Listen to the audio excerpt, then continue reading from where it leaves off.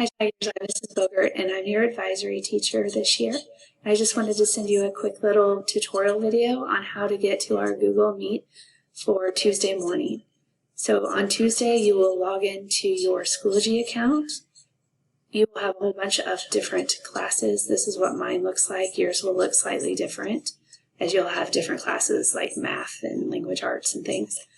So you will want to find Bogert Advisory. It will look like this. You will click on it. You'll then see this picture at the top of your page. There's different links on here that we'll discuss later. The one that you need for Tuesday morning is the one that says click for Google Meet. So you'll click on the computer.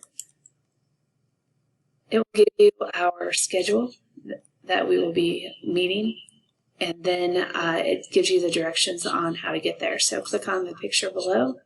Click on join or start a meeting, type in class nickname, and then click continue.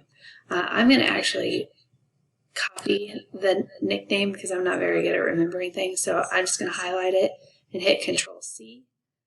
Then I'm going to click on the picture, click on join meeting. I'm going to paste the nickname back in, so I'll just hit Control-V and then hit continue.